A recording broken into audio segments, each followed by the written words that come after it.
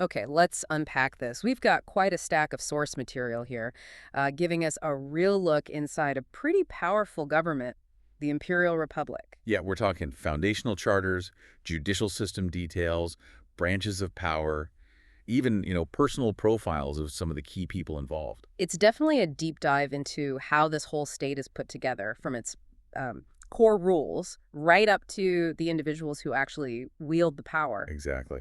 We pulled together excerpts from the Imperial Republic Charter itself, specific character files, some timeline data, and even operational protocols. It's quite a mix. So our mission here, for you listening, is really to navigate this complex landscape. We want to get a handle on the structure, how justice works, and I guess what really defines this government's character. Think of it as getting the crucial insights without having to wade through stacks of official documents yourself. We're pulling out the essential bits, the nuggets, to give you a clear picture. You know, the hierarchy, the legal side, the security stuff, and the people making it all tick. And here's where it gets, well, really interesting. We're not just looking at abstract laws on paper. Right, we're seeing how they connect directly to the people in charge, their backgrounds, their histories. And even these pretty intense security measures they've got in place to protect the state. Okay, let's jump right in then. The building blocks. Where did this Imperial Republic even come from? Well, the origin story, according to the sources, is rooted in this merger of several united factions. And leading that merger was James Stratus. He was High Prince, then became Emperor after getting married. That's the one. And the stated purpose, from his inauguration speech apparently, was all about peace, order, and establishing this new order government. A new order that kind of cherry-picked the best bits from other systems, or what they saw as the best bits. Pretty much. And this whole process sets up James Stratus as the supreme ruler for life. Appointed by the council that formed the republic, but also, it says, sustained by the people, which is an interesting dynamic. It is. And there's this detail about checks and balances, or at least the idea of them. Ah, yes, the House Stratus royal family. They're meant to provide that check. And they specifically have the power to remove him if he fails. That's what the charter says. But crucially, it also says no one else can remove him, only the family. So that oversight is purely internal, familial, not really an external governmental check at all. Definitely concentrates power, or at least the ultimate check on it, in a very small circle. Okay, so what's the core structure then? Below the supreme ruler. It's clearly laid out as hierarchical. You've got the supreme ruler at the absolute top. Yeah. Then comes the High Council, that's the second governing body. And after them, the Senate, the third body. And the royal family is sort of separate with its own powers. Exactly. A distinct element with significant special powers we need to get into. Let's talk about the supreme ruler's authority first, James Stratus. The sources describe it as, well, vast. Oh, incredibly extensive, is putting it mildly. Yep. He's the supreme commander-in-chief of all forces, military, government, civilian, everything. Not just military, and president of the Senate, with an ultimate veto. An ultimate veto that cannot be overturned.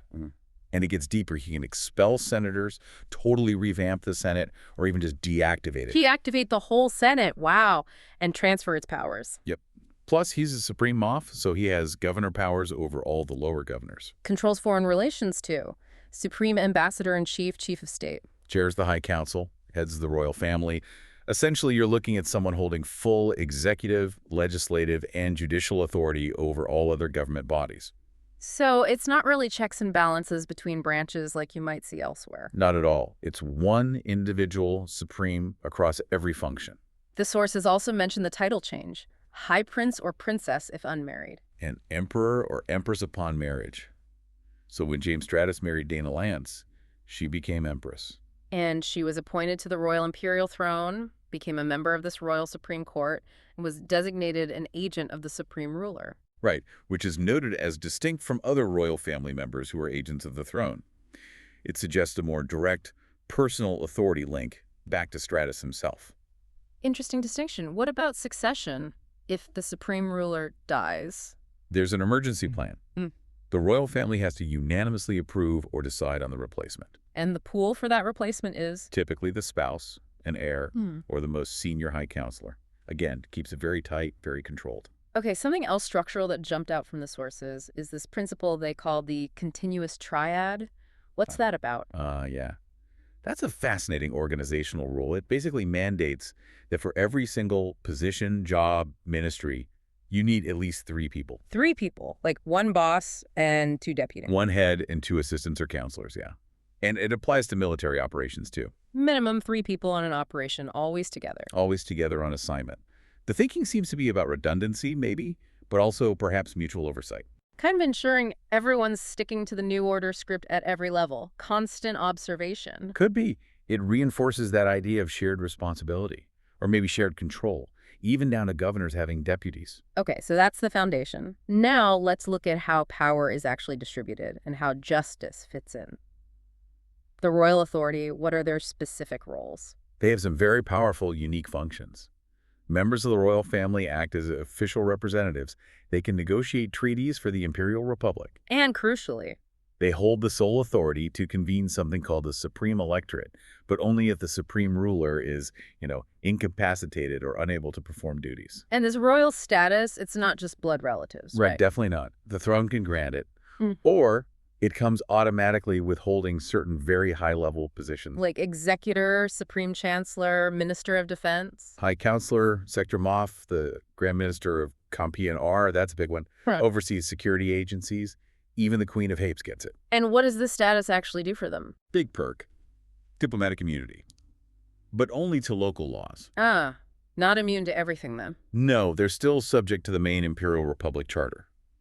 If they violate that, it gets handled higher up, High Council, the throne itself, the IRSB Security Bureau, or the Iris Intelligence Director. And the throne or royal family can step in and take the case directly? They can take original jurisdiction, and very importantly, the throne has the unique power to pardon anyone with royal status. That really reinforces their separate standing within the legal system, doesn't it? Absolutely. Status clearly matters when it comes to justice. Okay, so below the throne, we have the High Council, second governing body. How are they chosen? Members are either appointed directly by the throne or they get a seat by virtue of holding another specific position. They serve until the supreme ruler removes them, or the council votes them out, or they resign. And their powers, legislative, executive, judicial. They can have all those powers, but the sources really emphasize it's as determined by the supreme ruler. So not inherent powers. Their full authority declaring war, mobilizing forces, signing treaties, passing laws, even amending the charter, only kicks in when the SR says so, or if the Senate gets deactivated. And even then, the supreme ruler can just overturn anything they decide? Anything. Plus, all members have to pledge full support to the new order. So while they look powerful on paper, their actual independence seems, well, very limited. Then there's the Senate, the third body, and the sources are clear. They have no authority over the royal family or anyone with that special royal status. None whatsoever. They're bound by the charter, obviously, and also by this annual document called Senate Policy that comes straight from the throne. Who gets to be a senator? You need to be 21 or older. Mm. They can be elected by citizens or sometimes appointed by the Supreme Chancellor. They serve 3-year terms. And it's layered, right? Sector senates and planetary senates. Yeah. Sector senates have 2 senators per planet elected, have to be native to the sector, 21 plus. They serve for life, interestingly, but with a 5-year review vote, sustained or opposed. And they pass sector laws but can't contradict higher laws. Can they challenge local rulers? They can overturn a sector mob's veto, but it needs a 2/3 vote. And planetary senates are similar, just one level down. Pretty much. 2 per region on a planet, elected, native, 21 plus, life term with 5-year reviews. Pass planetary laws, bound by higher charters. And they can overturn a planetary governor's veto with a 2/3 vote. So there are elected bodies representing citizens to some degree. Yes, but their legislative scope is quite narrow, and they handle the budget with the High Council and Ministry of Finance, but... It all needs final approval from the throne anyway. Exactly. Ultimate power stays firmly at the top. Okay, let's shift to the courts. How does the judicial system hierarchy work? The sources list several levels. You've got the High Judicate, maybe some even higher courts that are rarely used. Then the High Inquisition. Which is described as the highest government court, primarily. Right. Then the Royal Judicate, appellate courts, and finally the courts of local governments. But here's a kicker. The High Council can overturn decisions from any of those courts. Except the High Inquisition or any higher courts. So the High Inquisition has this protected, almost untouchable status within the government's legal structure. It really seems so. Prosecution generally falls under the office of the Inquisitor at whatever level is appropriate for the crime. But the High Inquisition itself, what's its specific job? Its main power and duty is prosecuting high crimes against the Imperial Republic state itself. So treason, sedition, that sort of thing. Precisely. It's made up of 4 High Inquisitors operating under the Ministry of Justice and also co-impeor. They report upwards to the Minister of Justice, the Throne, and the High Council. And these high inquisitors, they use the title Lord or Lady. Yes. They're approved by the Ministry of Justice and the IRSD. They get to decide which court level handles a state crime case, and they recommend judicial appointments. But they don't deal with local stuff. Generally, no. They lack authority over local crimes, local courts, local police. Their focus is purely state-level offenses against the IR. And how secure is their job? Not very, it seems. They serve entirely at the pleasure of the Throne, can be dismissed any time. If they're charged with the state crime themselves, they get suspended immediately. And if found guilty? The Throne decides if they're removed. Again, power over even the highest prosecutors is concentrated right at the top. The system also uses secret tribunals. What for? Yeah, these can be convened for really sensitive cases. Yeah. Things involving state security, intelligence operations or operatives, special forces missions, or classified combat stuff. Who decides to convene one? High-level bodies. The State Security Council, the Royal Throne itself, the High Council, or the High Judicate. And the members are chosen by the Supreme Chancellor. The fact that secret courts even exist for these things. Yeah. It says a lot about prioritizing secrecy over transparency, doesn't it? It certainly suggests state security and operational secrecy trump open justice in sensitive areas. Lastly, on justice, the power to pardon. Who holds that? Yeah, the supreme ruler, obviously. And the Supreme Chancellor also has galactic jurisdiction, though they usually consult the Throne first. What about lower levels? Sector and planetary governors can pardon criminal crimes in their specific areas, but explicitly not high crimes against the state. And military commanders. Grand admirals can pardon civil crimes within their territory, but only if a governor isn't present or during martial law.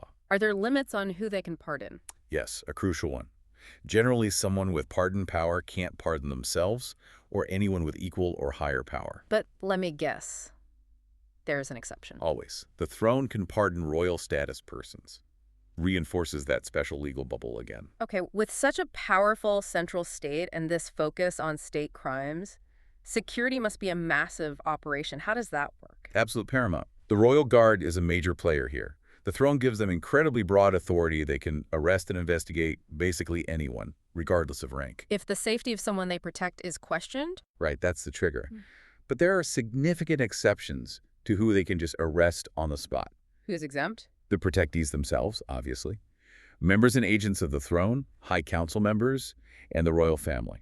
So how do they arrest one of them, if needed? Say, a High Counselor. For most of those exempt people, everyone except the Supreme Ruler of the Guard needs a specific warrant from the Throne. Or, in a real emergency, the Commandant of the Guard can issue a temporary warrant. So still layers of authorization needed for the elite. What about palace security? There's a sub-agency mentioned, the Palace Security Agency, or PSA, part of the Royal Guard. They make arrests inside palaces and then hand people over to the main Royal Guard or whoever's designated. And beyond the palace, out in the systems. That's primarily the IRSB, the Imperial Republic Security Bureau. They police the Class A member systems, the ones under direct New Order control.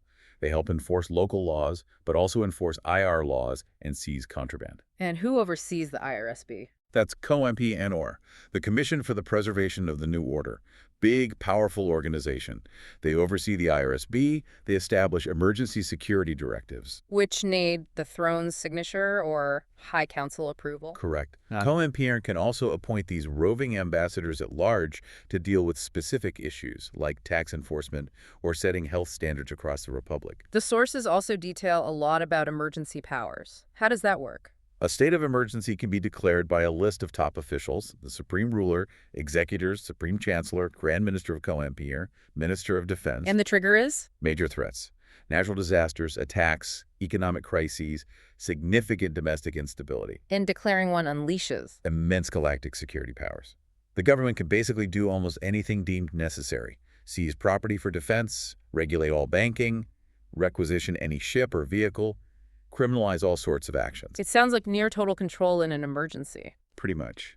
And specifically, during civil insurrection or domestic instability, the Throne gets the power to arrest and hold individuals indefinitely if they're considered a threat. Indefinitely. Wow, what about wartime? If there's an authorized military engagement, a declared state of war by the Senate, High Council, or throne, the Minister of Defense gets sweeping emergency powers. Like calling up all reserves. Selling off war supplies, changing citizenship rules, criminalizing any interference with war production, or even making defective materials. Are there specific named protocols for these situations? Yes, a few are mentioned. Operation Phoenix activates reserve forces and seriously escalates the arrest powers of the IRSB and another group, the HMRG. Military forces go on high alert. And Theta Protocol. That involves someone called the Lord Protector and the Royal Command Fleet setting up blockades. It paints a picture of a state that is constantly poised to assert absolute control when threatened. This readiness for total control, it leads us to maybe one of the most striking things in these sources, the Deserkin and Sanctuary. Ah, yes, that is quite something.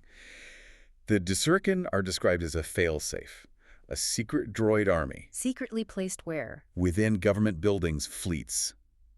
Basically hidden in plain sight throughout the infrastructure. And their purpose? A failsafe against what? Mass treason. Or coups, originating from within the government or military itself. So they're designed to fight the Republic's own forces if necessary, like the Royal Guard, IRSB, the regular military, even Iris intelligence. Exactly. And, fascinatingly, even the Jedi. They are programmed for loyalty only to the supreme ruler. And effective against Force users. That suggests a deep-seated paranoia, doesn't it? Distrust even of powerful allies like the Jedi. It certainly points that way. And Sanctuary is where they come from. The Production and Command Center. Yes. Described as an uber-secret, Level 3 bunker deep beneath the Royal Palace. Entirely droid-operated. A one-way information hub. Data goes in, but nothing comes out except control signals. That's the idea. Shielded against Force users, shielded against heavy weapons, supposedly unbreachable. Who even knows about this place? Who can get in? Access is incredibly restricted. Praetorians, presumably elite guards, members of the throne, the royal first family, and certain specific Iris directors. Anyone else needs explicit authorization from the supreme ruler himself. And getting there involves high security routes, deadly guards. Centurions requiring authentication codes, yeah.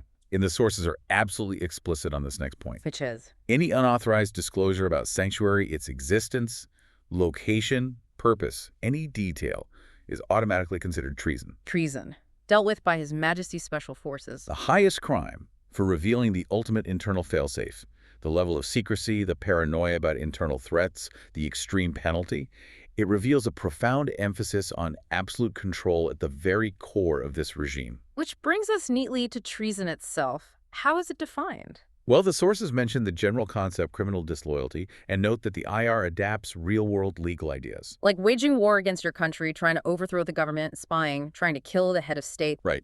The adapted IR definition includes things like causing death or harm to the sovereign or other top officials, levying war, helping an enemy, Right. unless it's purely humanitarian aid.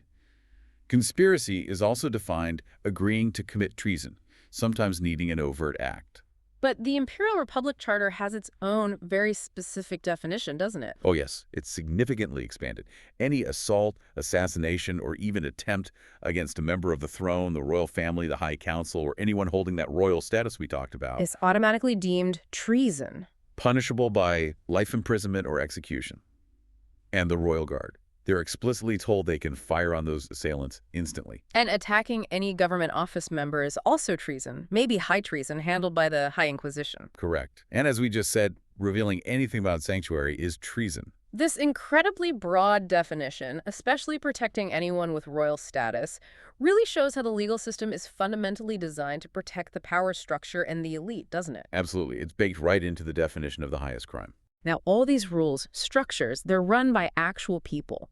The sources give us glimpses of some key figures. Let's touch on a few, see how they fit into this system we've been describing. Makes sense. At the absolute center, of course, is James Stratus, supreme ruler, founder, head of the family, CEO of Stratus Industries. He is the system in many ways. His multiple roles really highlight that blend of state power, family authority, and even big corporate interests right at the very top. Definitely. Then you have someone like Tavria Trayson. Her profile is fascinating. She holds so many top jobs at once. Executor, High Counselor, Grand Minister of Compiègne, Spokesperson. She signed the grand revision of the charter as executor, and her background includes top government and corporate director roles. Yeah, and her profile even notes supposed flaws needing to be right, being overprotective of her thunder and her preferred method of attack being character assassination. The fact she was targeted in that same assassination attempt as the supreme ruler and supreme chancellor really underscores her importance. Her career seems to embody that mix of corporate and state power. Then there are figures with more, let's say, complex histories, like Aina Kohian. Right. Former executor, chief of special ops, minister of defense, high counselor, but also ties to Stratus Industries intelligence, a past as a smuggler, Coruscant agent. Received a Medal of Honor, but also apparently spied on the throne at one point. Ran away from an academy. It's quite a backstory. Later resigned as executor, trained Jedi, friends with other key figures like Nicole McFadden and Leia Solo. Her path shows that even at the highest levels, people might have unconventional backgrounds or pasts that weren't strictly New Order, yet they can still rise to incredible power. We should probably briefly mention others mentioned in key contexts. Josephus Quick, the Supreme Chancellor founder, potential successor, assassination target. Other Stratus family members like Nicole McFadden, Mark Stratus, who's married to Tavria Trace and Ashley Gordine, they all hold royal status involved in family and corporate stuff. Leia Solo was key too. Princess, council member, ties to Hapes. Her daughter, Phoenix Solo, with James Stratus, was crowned Queen of Hapes by him, linking those powerful bloodlines. And Leia and her triplets were the focus of that emergency meeting, involving top brass like Fleet Admiral Kay Overmind and even the former first executor, Revan Centurion, showing how family issues can trigger state security alerts. There are others too. Eric Jackson, another executor, presumed dead, then returned. Dean Vi Cognatus, wanted for high treason after the assassination attempt. These profiles really paint a picture of a ruling class where family, history, loyalty, and these intertwined corporate and government roles are absolutely critical. It's a complex web at the top. Okay, let's try and wrap this up by looking at rights and regulations. Are there any formal checks beyond that royal family mechanism we mentioned earlier? Well, the sources reiterate those four status types: royal, Senate AC, Defense Force, civilians. Citizens aren't totally powerless. They can hold positions. And the charter does list some rights, but they seem to come with big asterisks. Very big asterisks. For instance, there's a free exercise clause. Freedom of religion, speech, press, assembly, petition, with explicit exceptions for anything deemed a threat to state security or stability, which could mean almost anything. What about due process? It lists several rights. No capital crime without indictment, except military and wartime. No double jeopardy, no self-incrimination, no deprivation of life, liberty, property without due process, just compensation if property is seized, limits on excessive bail or fines, or cruel and unusual punishments. Though it's interesting you mentioned historical commentary. In the sources, questions what cruel and unusual even means now, referencing past empire practices, hints at subjective interpretation. Definitely. Then there's a confrontation clause, right to a speedy public trial, impartial judge and jury. But juries are specified only for laws below the sector level. Okay, so maybe not for major state crimes. Seems likely. Rights also include being informed of charges, confronting witnesses, getting defense witnesses, and having a lawyer. But the lawyer is provided by the Ministry of Justice, and only for state cases, not local crimes. That's what it says. And on search and seizure, the commentary is revealing. It mentions the concept of protection from unreasonable searches. Oh. But it also notes that security agencies like the IRSB, IRIS, HMRG actually prefer doing such searches, and even mentions cost savings as a factor against individual rights. That strongly suggests practical reality might be very different from the written right. Security priorities win out. Seems very likely. There's even commentary questioning if a rule against quartering troops is needed, except maybe in wartime. What about controlling local systems?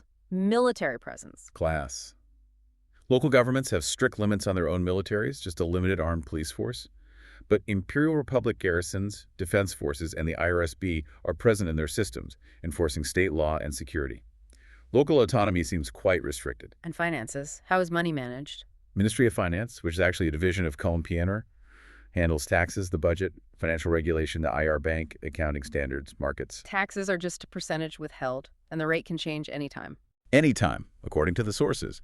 The budget process involves the Senate, High Council, and Ministry of Finance giving input.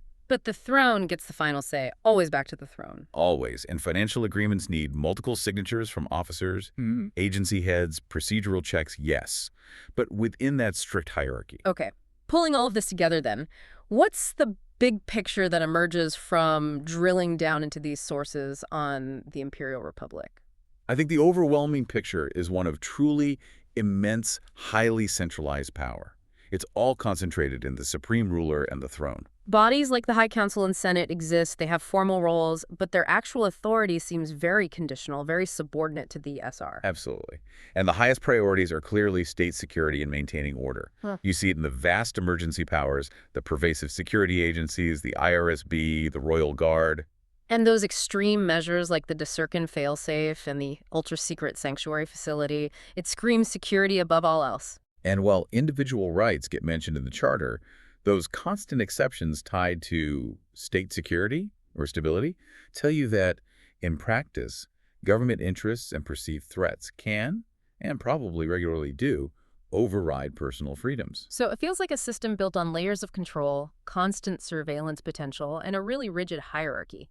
Status, connections, especially to the royal family or high office, seem incredibly important, even affecting how the law applies to you. It really seems designed for top-down command and control more than anything else. Centralized power is the defining feature. So as you think about the Imperial Republic, based on what we've discussed, maybe consider that tension.